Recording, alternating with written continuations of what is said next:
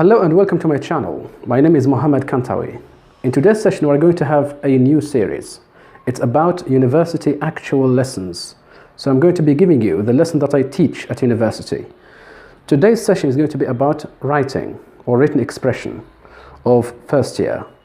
What I'm supposed to do is to speak about the first lesson. And the first lesson is about types of construction. And types of construction that first year students study are three. The first one is about the phrase, the second is about the clause, and the third is about the sentence.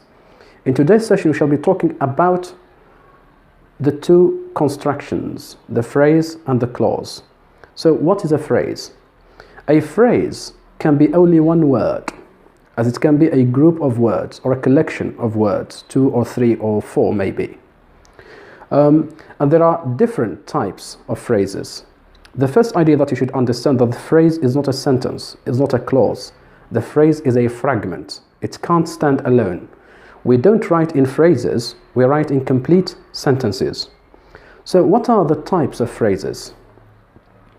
There are 8 types of phrases which are very important for students to understand. The first one is about the noun phrase. So what is a noun phrase? A noun phrase is a phrase in which you have got the noun as the head word or as the head word.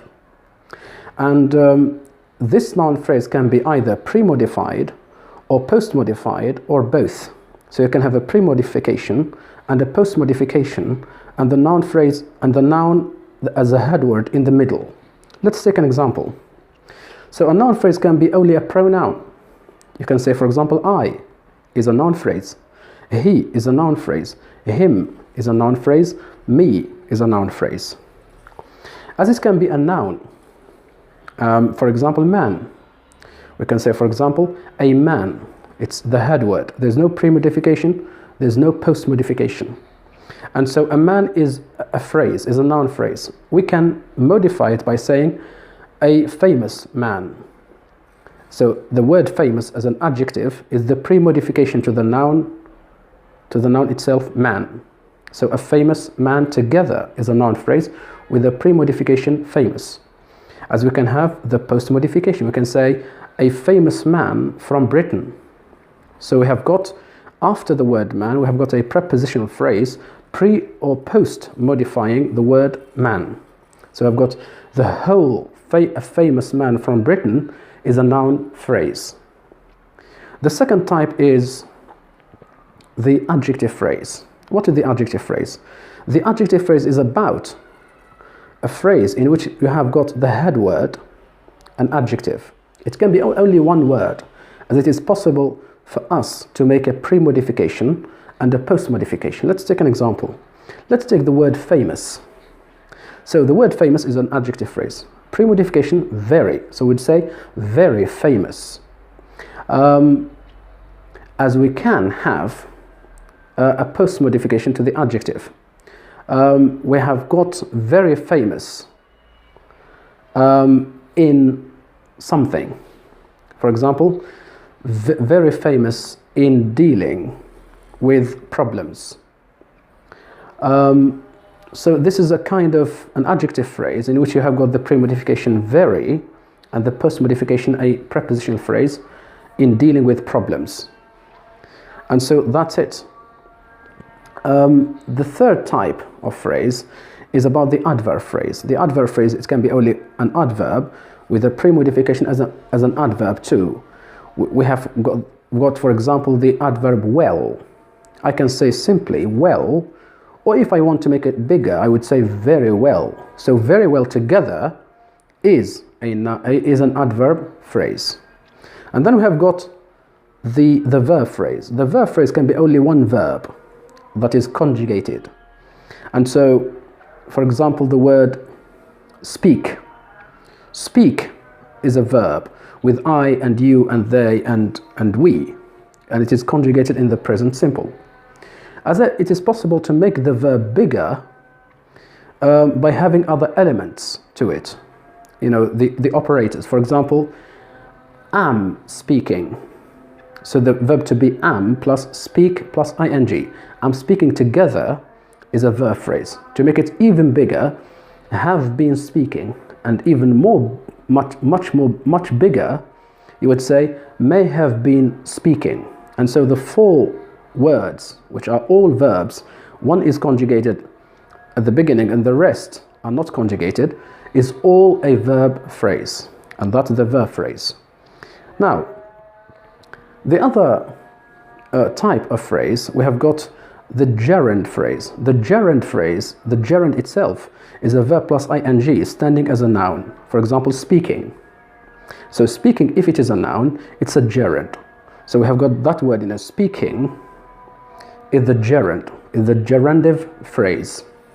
As it is possible to have the object of the gerund. Speaking what? For example, speaking English. As you can have another word after it, speaking English very well. And so it is an adjunct or an adverb after English. And so the whole formula of speaking English very well is a gerundive phrase, or a gerund phrase, or gerundial phrase. Then we have got the participial phrase. The participial phrase looks like the gerund phrase in terms of the ing form, but the difference between them, the participle can be a verb, as it can be an adjective, as it can be an adverb. And so you have to make that difference by only understanding that the gerund is a noun. The rest is a present participle. And so it would be very clear for you when you understand this, when you take in your mind that whatever verb plus ing standing as a noun is a gerund, and so the rest would be the present participle. That's the point about gerund and participle. We have got another type of participles, which is the past participle. The past participle is a non-finite verb, and it can stand as a phrase, as a participial phrase. Let's take an example. The word spoken, because we have got speak, spoke, spoken. Spoken is a past participle, and it can be considered as a participial phrase. And then we have got the infinitive phrase. The infinitive phrase is about the infinitive. You can have the infinitive alone, as it is possible for you to have the object of the infinitive. We spoke about the gerund, we said speaking English very well, so you change the gerund into the infinitive by saying to speak English very well. So to speak English very well, this formula is infinitival phrase. So we can say infinitival phrase or infinitive phrase. As it is possible for you to have only one word, to speak, and it is infinitive phrase. And the infinitive, as you can notice, is a non-finite verb, a verb that is not tensed or that is not conjugated. The last type of phrases, the prepositional phrase. No doubt, when we speak about the prepositional phrase, we have got a preposition plus a noun. You can never conceive of a certain prepositional phrase without its noun. You must have a noun, as it is obligatory to have the preposition, because it is a prepositional phrase. And so, to take an example, we can say at home, at school, in the university, in the bank. So all these, types of prepositional phrases, you can see in them a preposition at the beginning and then its object. The object of the preposition should be a noun. And in this case, you can notice that we spoke about bank, university, school, blah, blah, blah. Then the second point would be about the clauses. We have got two types of clauses, dependent clauses and independent clauses. Independent clauses, no problem. They are very clear. They are simple sentences, because you have got a verb that is conjugated with a subject, and you can have complement or object. So it is a complete sentence. It's a complete, simple sentence. That's the independent clause. While the dependent clause is nearly like the phrase.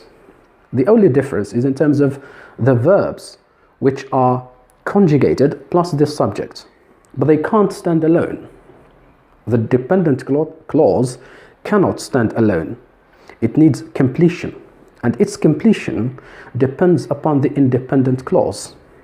And so what are the dependent clauses? We have got three fundamental types. We have a lot of types, but three fundamental ones that our students at university study. The first type is about the nominal clause. The nominal clause is the use of that and what. Let's directly take an example. What I like about English is its pronunciation. That's the first example of the what. That I like English so much is very clear to people. And that is the second example about that. So what and that both can stand as nominal words, creating a nominal clause. The second type is the adjectival clause, or we call it relative clause, in which you can include one of the 5 relative pronouns, who or which or that or whose or whom. Let's take an example. The man who likes English very much is called Matthew. And so, who likes English very much is the dependent clause. This dependent clause, we call it either adjectival clause or relative clause. And so, it cannot stand alone. It's in the middle, and we call it the embedded clause. The other clause, which is independent, we call it the matrix. And we spoke about that in class. The last type of clauses is the adverbial clause. And I think that there is a kind of confusion here about the adverbial clause and the nominal clause, because sometimes, though we have got adverb words, adverb word questions, like why, like how, like where, like when, adverb of reason, adverb of place, adverb of time, but sometimes they can stand as a noun. You can find in some books that those examples are called nominal clauses. And so you can call them both, either nominal or adverbial. You can call them adverbial depending on the point that all the words that I'm going to say are adverbs. And so let's take an example. Why I like English so much is unknown. I repeat this example. Why I like English so much is unknown. And you can notice why I like English so much can stand as a noun because it's the subject, but we call it an adverbial clause because we have the adverb why. So this is the first lesson. We spoke about the phrase and we spoke about the clauses, the types of phrases and the types of clauses.